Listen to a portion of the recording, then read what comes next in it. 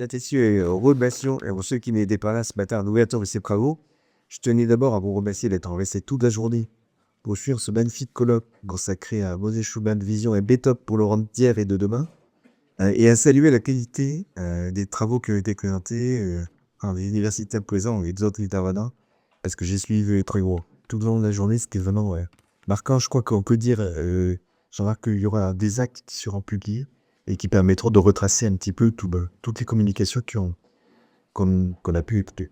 Je suis aussi très heureux ici d'accueillir pour la première fois à la Maison d'Europe de Paris euh, nos deux intervenants pour la clôture. Ça sera plutôt l'Europe de demain qu'on va aborder peut-être en fin de soirée, donc autour de Thierry Breton et de Florence Pardy.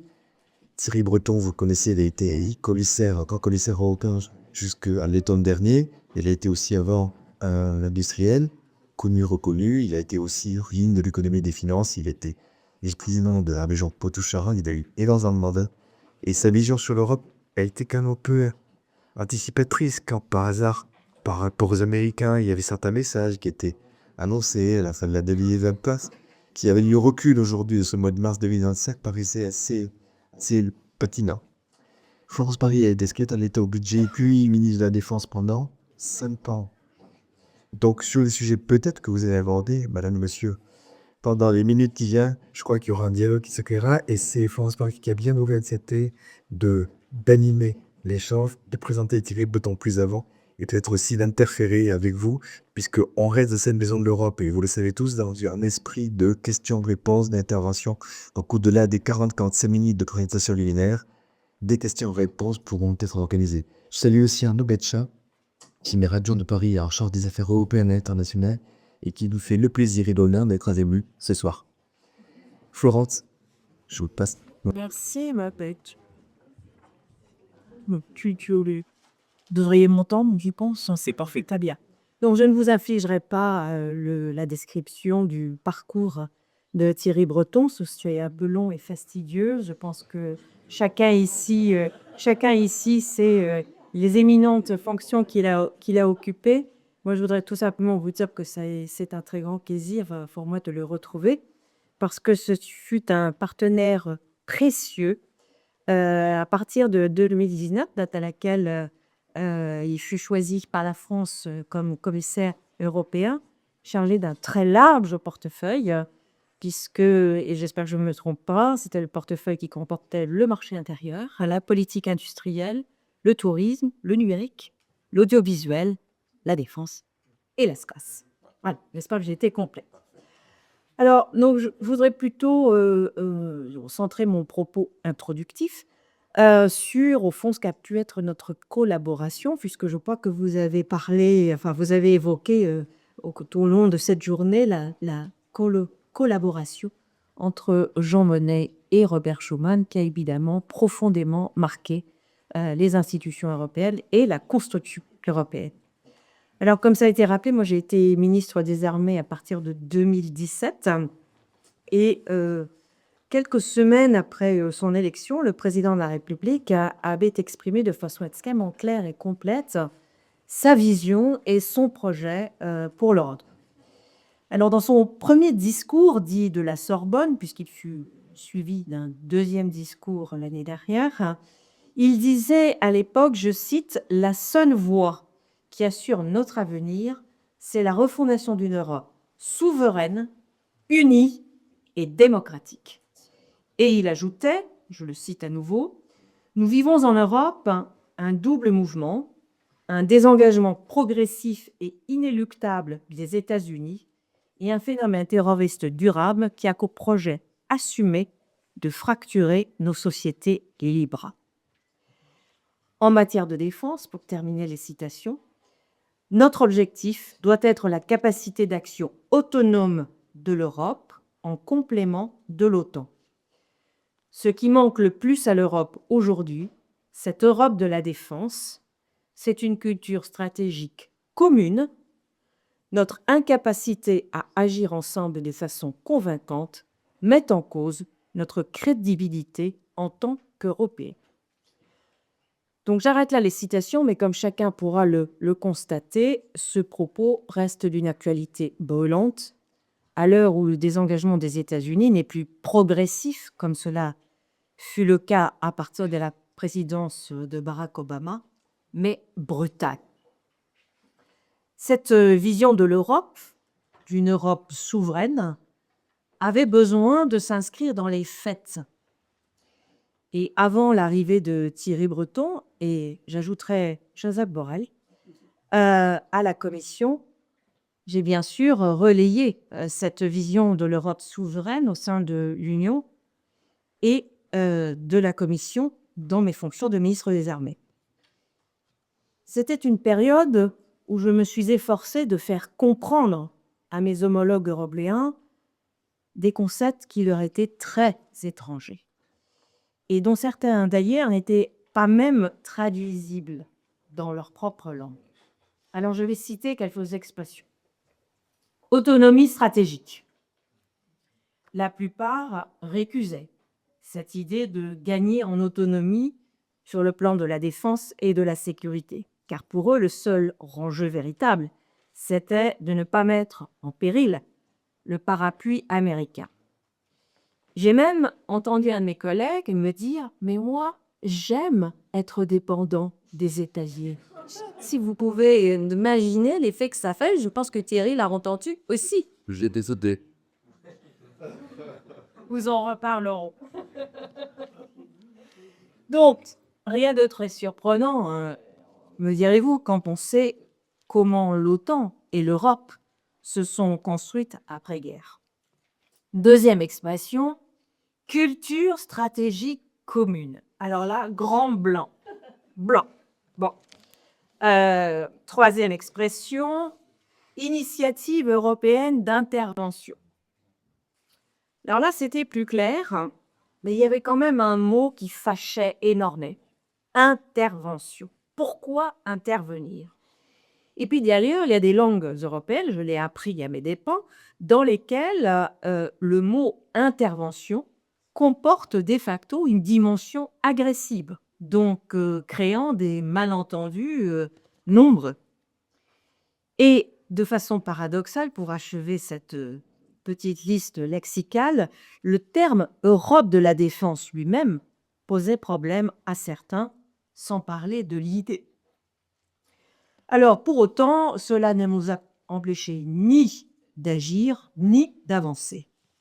Nous avons d'abord bénéficié d'un appui remarquable au Sahel en particulier, où les armées françaises étaient très engagées, comme vous en souvenez sans doute, de la part de pays comme la Suède, l'Estonie, la Tchéquie, et j'en passe, je ne les cite pas tous, je pourrais parler du Portugal aussi, qui ont rejoint un groupement de forces spéciales que nous avions appelé à l'époque Takuba, parce que, au fond, ces pays avaient compris mieux que d'autres qu'il y avait un principe de solidarité européenne et que pour garantir la solidarité de la France vis-à-vis de la menace que, pour la plupart d'entre eux, situaient à l'Est, compte tenu de leur position géographique, c'est-à-dire la Russie, eh bien, il fallait aussi savoir faire preuve de solidarité vis-à-vis d'un pays comme la France, qui, avec d'autres, mais peut-être plus que d'autres, avait été touché par le terrorisme, et que donc cette lutte contre le terrorisme dans les pays du Sahel, c'était aussi un sujet qui concernait finalement les Européens eux-mêmes.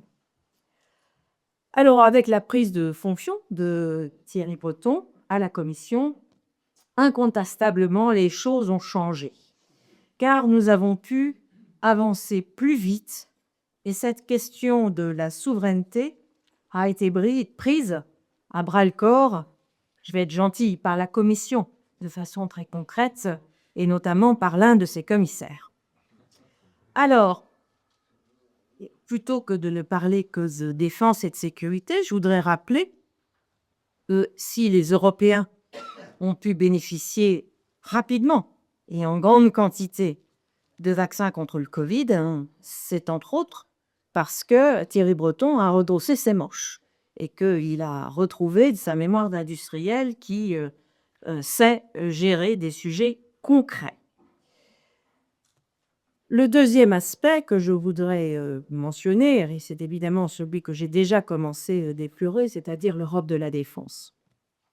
Lorsque la guerre d'agression russe en Ukraine a été lancée, nous avons pu immédiatement utiliser un instrument que nous avions bâti à grand-peine, je dois dire, car ce fut fort long, pour permettre à l'origine d'équiper des pays, pensez à l'époque à l'Afrique principalement, d'armes létales financées par les Européens. Il faut imaginer que en 2018, en 2019, ce n'était pas possible. Nous pouvions financer des gilets pare-balles pour les policiers, des véhicules qui n'avaient pas la capacité de disposer d'une force létale, tout simplement. Et donc, nous avons, pendant plusieurs années, travaillé à faire émerger cet outil qui s'appelle la Facilité européenne pour la paix. Et alors que cela ne faisait que quelques semaines, on était sous présidence française, que cet outil avait été définitivement validé par les institutions européennes, la guerre en Ukraine éclate. Et là, les quelques centaines de millions d'euros qui avaient été réservés pour financer cette action se sont immédiatement transformés en milliards, puisque c'est plusieurs milliards d'euros qui ont été orientés vers l'Ukraine et qui ont permis soit de transférer des matériels qui étaient déjà existants dans les armées européennes, soit de financer l'achat de matériel nouveau. Voilà, donc je dois dire qu'à ce moment-là, nous avons pu compter, encore une fois, sur notre commissaire pour pousser la Commission à voir plus grand et à agir plus rapidement. Troisième exemple que je voudrais citer de collaboration très active, ce fut le domaine spatial. Car si aujourd'hui nous pouvons avoir la perspective, et je suis prudente, j'insiste sur le mot de perspective, de pouvoir disposer d'ici 2030 d'une constellation européenne souveraine en orbite basse, eh bien, c'est aussi grâce à l'action conjuguée du commissaire et de quelques États membres qui étaient absolument convaincus que Starlink, qui à l'époque n'était pas encore l'opérateur satellitaire qu'il est devenu, pourrait, à l'image du cloud, à l'image des GAFAM dans le domaine de l'Internet, monopoliser, créer un monopole mondial dont il fallait absolument pouvoir s'affranchir. Donc, je crois pouvoir dire, sans m'être trompée, que c'est grâce aussi à l'action de Thierry Breton que cette constellation a pris forme, que ce projet a été porté au plus haut niveau des instances communautaires et qu'il a pu trouver un financement. Parce que sans les projets, nous en avons souvent, mais les moyens de les financer dans un tempo suffisant, c'est plus rare.